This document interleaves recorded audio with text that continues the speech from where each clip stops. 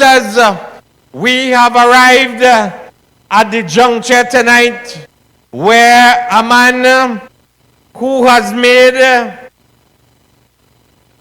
an investment and a contribution that cannot be diminished in the political history of Trinidad and Tobago in the last 26 years. He has served at the level of being chairman of respective boards and enterprises in Trinidad and Tobago. He has served as a senator. He has served as an opposition member of parliament. He has distinguished himself in the field of academia at the University of the West Indies and prestigious universities such as the University of London, Johns Hopkins University, and the University of Toronto. A man who has ensured that the education sector was transformed under Kamla Prasad Bisesa, who revolutionized ICT in education, who delivered 106 schools throughout the length and breadth of Trinidad and Tobago within time and within budget. And his accomplishments in the field of education ensured that Trinidad and Tobago was recognized by the Secretary General of the United Nations, Ban Ki-moon, in terms of our developed nation status under Kamla Prasad Bisesa. I bring to you the former Minister of Education and your parliamentary representative for Caroni East, Dr. the Honorable Tim Danraj Gopeesingh.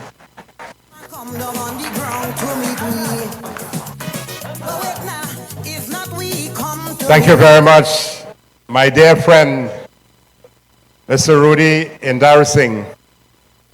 Rudy was my campaign manager for the Caroni East constituency in 2007. And he has grown in stature and in confidence and in ability and capacity as a minister in government under Kamla Prasad Bisesa and served in 2 different ministries, the last one in the Ministry of Finance as a minister. Thank you very much for that introduction, Rudy. Tonight I am humbled in the presence of my distinguished and brilliant and powerful colleagues on this platform. Dr. Rudal Munilal, Dr. Suraj Rambachan, Ramona Ramdial, my former younger member who was a minister with us, Mr. Kevin Ramnarine, and of course, I know Kirk Megu, Dr. Megu, for a number of years. So tonight, on behalf of the constituency of Caroni East and the constituents, I extend my sincere thanks and congratulations to the platform, and thank all of you for coming out this evening in your large numbers to listen to the voices of our members of parliament from the pavement of Caroni East constituency. You remember it was Rowley when he couldn't get his way, and Dr. Munilal opened up some issues and Rowley could not have taken it anymore. In his response, he said, meet him on the pavement. But Dr. Munilal has been on the pavement for the last few weeks across the country, waiting for Rowley, but Rowley not there. He can't find him. So we invite him to come and meet us on the pavement while we have a discourse and conversation with you, our people. Yesterday, I was amazed to see Prime Minister Rowley standing up at the diplomatic center to fight back an individual whom he accuses of preaching race, and now want to accuse our political leader and the distinguished and venerable Prime Minister, Mrs. Kamala Prasad Bisesa of wanting to introduce that. That is not Mrs. Bisesa's style. Mrs. Bisesa is an international stateswoman. She has served this country with diligence and with kindness and support for our people of Trinidad and Tobago. She doesn't need race to win an election. Her motto, if you look at the 2015 manifesto, 2010, was people-centered development, people first.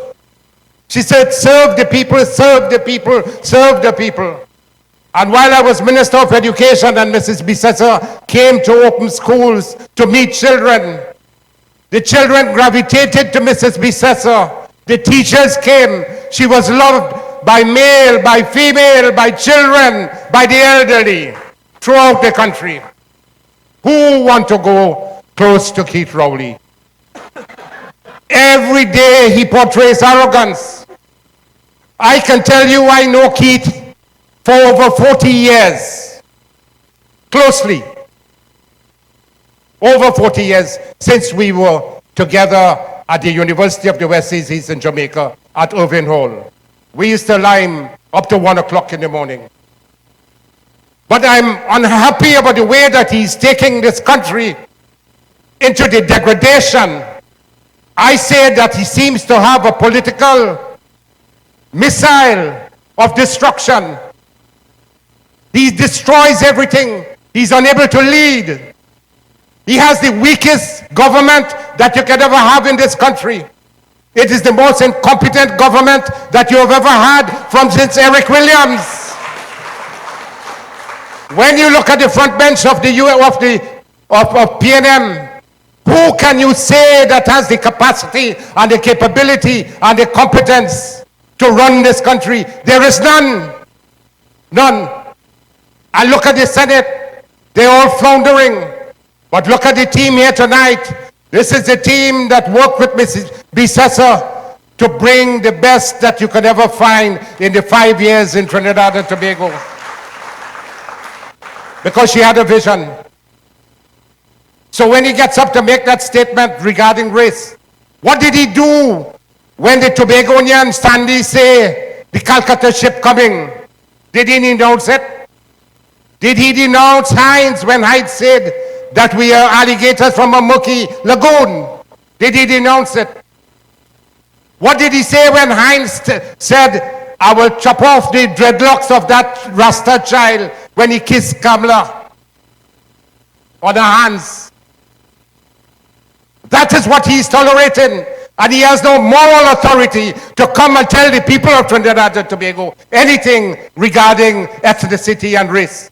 He must understand that this country has over 25% of a mixed population. The Douglas alone about 10%, another 15% mixed. So he cannot appeal to the ethnic configuration. He has to keep that in himself. And he now knows that he is failing, he has failed, and he's holding on to anything. When he makes statements to preach race, to preach hate against us, he's destroying himself. He's destroying his party. And it is no question, when Manning spoke about him, that was the Rowley that he was speaking about. We see it every day. The arrogance. And he doesn't care about Trinidad and Tobago. He came into office and he said, I want to have the smallest ministers of government. He said, I want to ensure that we save money. But his ministers are tripping across the world. He is tripping across the world on a holiday, going to his golf courses, grooming the golf courses that he's spent millions of dollars.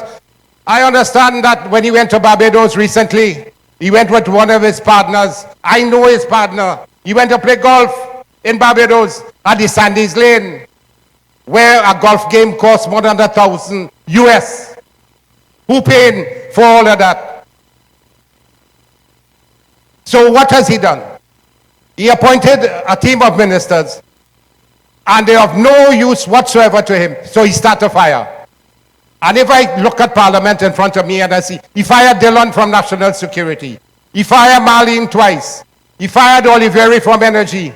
He fired Antoine from public utilities. He fired this boy in San Fernando East, Rudy,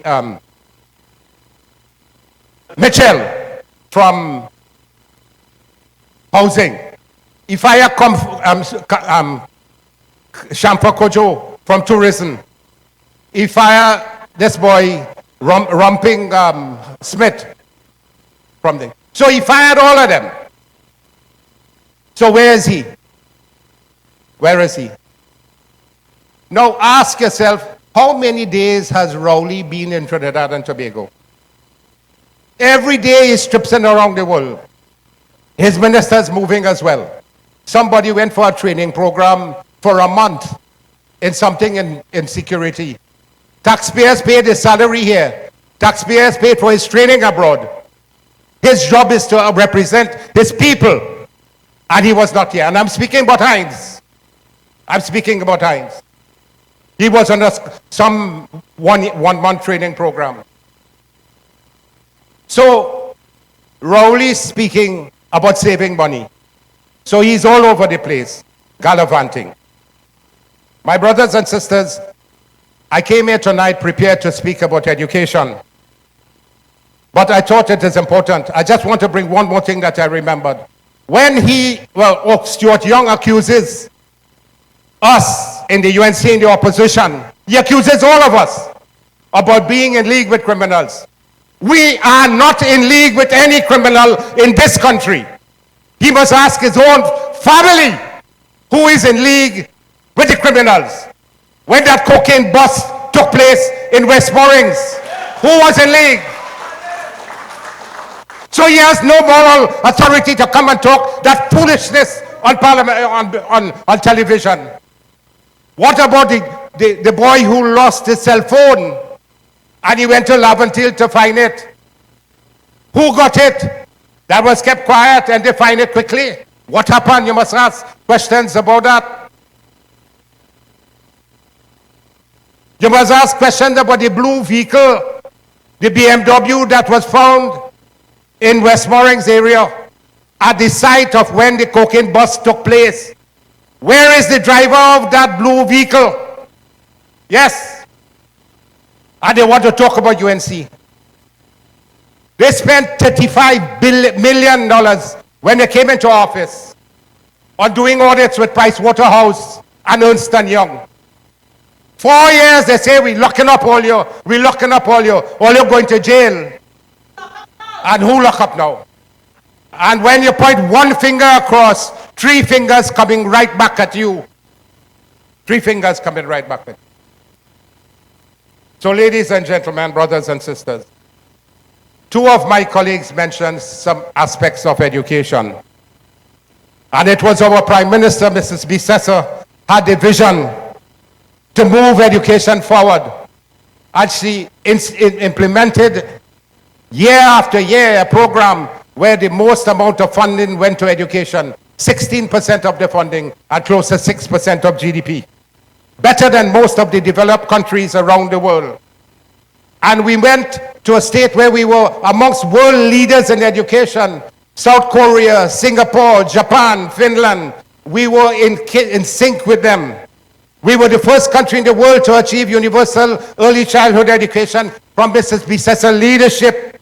Hillary Clinton complimented us. The Global Education Forum complimented us. Ban Ki-moon told prime ministers of the Caribbean in a Caribbean country that Trinidad and Tobago had achieved early childhood education. We participated in private sector in education in the Qatar Foundation. Former President Bill Clinton and Ron Zakaria, you would see him on television on CNN. We participated in discussions on education. That is the level we had reached. 102 ministers of education complimented Trinidad on the work we were doing. We were in sync with Uruguay, Argentina. Russia was now bringing in the laptops for children with 3,000 schools. President Obama was now asking the international telecommunication countries to bring in, help him to bring in IT into schools. We participated in the Beijing Declaration in Technical Education. And you could go back and look at the Beijing Declaration on Technical Education, where we took part in the plenary session and the concluding session. We had the best academic performance in 2014, and we bettered it in 2015 in SCA, CSEC, and CAPE. We outstripped the Millennium Development Goals. We provided 95,000 laptops to students, supervisors, principals, teachers, and over 300,000 citizens of Trinidad and Tobago benefited from ICT knowledge because they think the laptops were shared by their siblings. St. Lucia government asked Trinidad and Tobago for some support because we were doing a great job. Thousands of teachers were trained in ICT. 125 secondary schools had computer labs. Some of these schools had over 3 labs with about 50 computers. Over 300 primary schools had computer labs. We brought on 150 ICT technicians to service these computer labs. We had audiovisual rooms, whiteboards for interactive learning.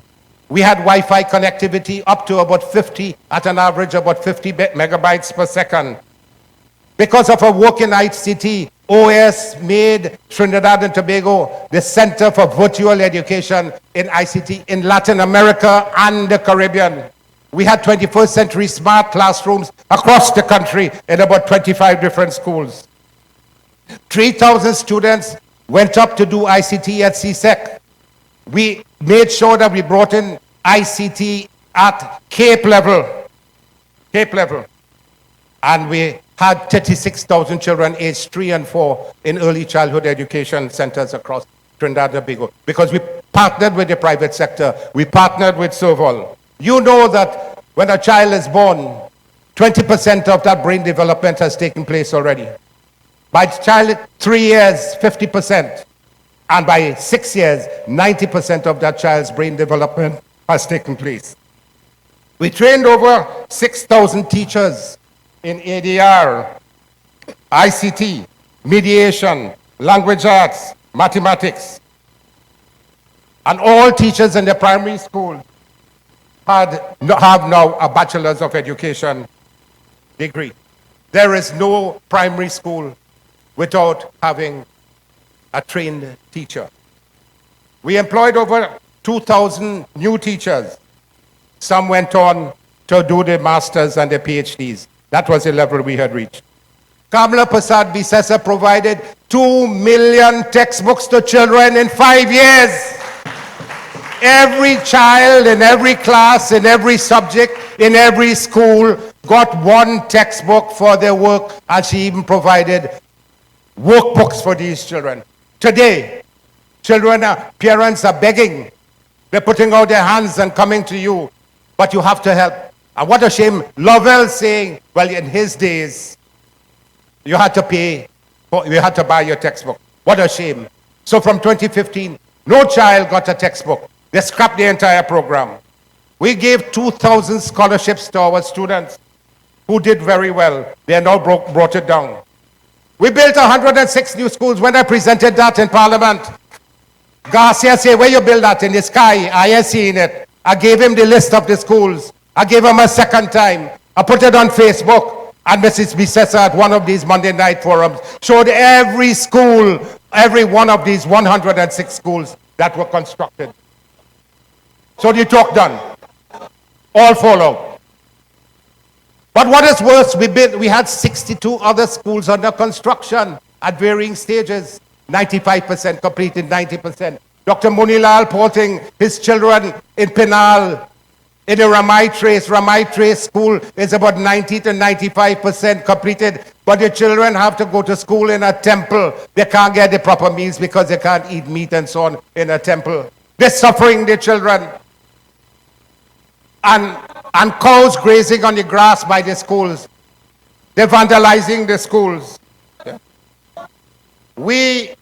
So it's a shame and a disgrace that this government spitefully, willfully, and hypocritically has abandoned the construction of any one of these 62 schools, leaving them to decay, spiting the children, spiting the parents.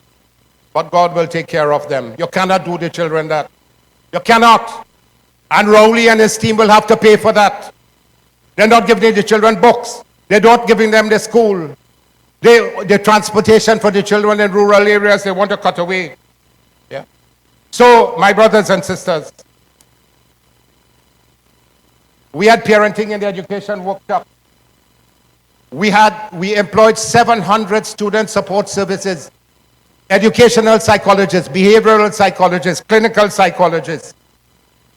They're gonna cut it down to 300. So that's why you're having all this type of violence in schools. We had employed 150 health and safety officers. We filled the vacant positions for deans. When we came into government, there were only 15 homework centers across the country. We built 402 homework centers. We ensured that some of these schools, in 402 schools, we had homework centers. You know, they abandoned it. Abandoned it. And every year they have over $350 million in an infrastructure development fund to use. But they're so incompetent, they cannot use it to do anything as far as school program is concerned. They came in and they say EFCL had corruption, and they had a mill room. The room that was being used for 5,000 contracts that were given to 1,100 small contractors across the country to repair schools. Every day, 5 schools will break down. So you had to put together the documents. 3 months into their existence, big corruption at EFCL. And we had to go and meet them to find out what the corruption is. The chairman came before the Joint Select Committee and he said there is corruption, and the chairman had to resign. They should be ashamed of themselves with the hypocrisy. So my brothers and sisters, with the economy at its worst, we're down to junk bond status. And when Rowley came in, they say, Imbert, the failed engineer, who everything he built falling down. The stadium in Grenada fall down. Some places in Diego Martin where he built some townhouses fall down. He cannot do any. That is the man they have as your Minister of Finance. This is why the country is doing very badly. So we have the economy falling down. We have education, we have health. There has been no infrastructure development, and crime is at its worst. They have destroyed the lives of over 100,000 people with just this Petrotrin issue. Willful, spiteful, vindictive decision that they have been taken against the people. So my brothers and sisters, it has dawned upon us at the end of this evening. All of us have a lot more to say, but time does not allow it. Did they give any laptops to the children? Not one. They cried down the laptops. Rowley said, well, what are you giving children laptop for? The children don't see. You remember that? He called the children monsters. He gave no textbooks to the children. He reduced the scholarship. He failed to pay suppliers, school bus drivers. The school feeding program became almost at an end because people were not being paid. There's increased school violence. The worst academic performance in the SEA exams was last year. And in the first year, when we had brought down the amount of students, children getting less than 30%, from nearly 3,000 to less than 100, getting less than 30%. In 1 year, it went back up to the nearly 3,000. That is the performance of Garcia and Lovell. How can you put a woodwork teacher to be your Minister of Education? How can you put a man who talks history all the time? They don't seem to have a clue. So in any part of government, nobody has a clue. They destroyed the GATE program. You remember before the election, they say Kabla are going to mash up the GATE program. Well, Minister Karim, under the leadership of Prime Minister Bissessa, made sure that we expanded the GATE program to tech-voc education. And so more students were able to do both undergraduate, a bachelor's degree, a master's degree, and some went to PhDs. Today, where it is. They fire hundreds of people from UTT. You know why? Because Ken Julian take $300 million from UTT and take it to Tamana Park, Tamana Intech Park. Not a man squeak, not a man say a word. That is Ken Julian. So when he speak, Rowley tremble. The whole government tremble when Ken Julian speak. That is the man. I have to praise him in a way to bring out the UTT, but he has disassembled UTT. It is no longer a functional aspect of our education system. And they want to talk about corruption. They say when they came in, they met corruption and corruption all the time, UNC corruption. They have to answer these questions. The fake oil for 100 million, the Petrotrin issue, that's why they closed it down. They don't want to have any evidence there. They put this, Michael Kwame, I know him from a young boy because his father was my boss at Port of Spain Hospital, David Ebenezer Joshua Kwame. But Michael Kwame doesn't have a clue about Petrotrin, but he holds the three boards. Why Rowley have him there? Why Rowley have the husband of his campaign manager there? That is what he's doing. What he wants to make sure that this is so tight, it's sealed, that nothing must get out about this 100 million peak oil. The Cabo Star mobilization, 13 million. Ocean Flower mobilization fee, 20 million. Sporting facility in Diego Martin, 200 million. Cove Power Plant in Tobago, 130 million. Repairs to the TNT Spirit, 60 million. Ernst & Young and PwC, 30 million in audits. Curup Interchange, 200 million. Manzanilla Highway, 400 million. Who owns land? Which minister of government owns land close to both the Manzanilla Highway and the Curup Interchange? Who stand to benefit most from both of them? One minister, and they want to come and talk. The Maruga Road project, 178 million. Who got the jobs? What was the method of tendering? It's sole select tendering all the time. They choose their partner. They say, apply for this, and they give it to them. The same contractor who built a school in Tobago, a primary school, for $85 million a primary school. The most a primary school in Trinidad and Tobago costs between 30 and 35. Some cost 12, 14, 16, 18, 22, 24. We build almost 30-something primary schools. But the one in Tobago is $85 million. We asked Rowley to explain how is it that that contract went from 50 million to 90 million, came down to 80 million. Who is the person in Tobago who got that contract? And who is that person now getting the contract to do 120 million in Skinner Park renovation? Say, man, and you talk about corruption? They eat and breathe corruption. They smell corruption. And I always said that they invented corruption, P&M. They masterminded corruption and they perfected corruption. That's why the people all over the world hiding. And Rowley want to make the excuse that he was not a member of cabinet when all these things happened with the guy, what's his name, who left Trinidad and, recent, Calderhart. He said he wasn't a member of cabinet, he was on the backbench. Why the hell you didn't resign if you don't want, but he wanted to stay in there so he can lick up Manning. When we filed a motion of no confidence in Manning, when Kamala filed that, in 2010. We had about 4 areas of corruption. But Manning had 6 people against him. And inside there was some of the people who now with Rowley, hand in hand. They were going to overthrow him. They were going to vote against him. And that is what Rowley went on to do, to make sure that Manning lost his seat. And that's why Manning had to call the general election in 2010. So my brothers and sisters, that is the man you're dealing with. My friend, yeah. He asked in Parliament, what happened to me since I became UNC? I turned beast. Well, he turned beast from long before.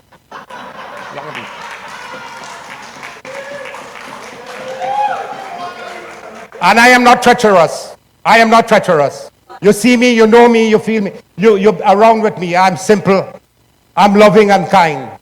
To all my patients, to all my people, to all my colleagues. I feel the love for them. I feel the love for our people. So don't do this. Don't destroy this country. Want to lock up everybody under false pretenses. My brothers and sisters, stay strong. Stay focused. Continue to support our political leader, Mrs. Kamla Prasad Bisesa. Be strong with her, and she's going to bring victory back to the United National Congress whenever an election is called. Long live Kamla. Long live the UNC, and long live our people of Trinidad and Tobago. Thank you very much.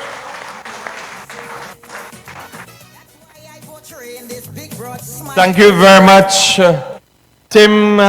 Dr. Tim Danraj Gopeesingh, your Member of Parliament for Caroni East. My brothers and sisters, you have heard from the pavement in Caroni East tonight. The UNC bandwagon is on the move to reclaim the government of Trinidad and Tobago. And I urge you to join us in your thousands at the Presal High School this coming Monday, 6 p.m. sharp, as Kamla Prasad Bisesa and the United National Congress is on the move to spread the gospel throughout the length and breadth of Trinidad and Tobago. Long live the United National Congress. I thank you.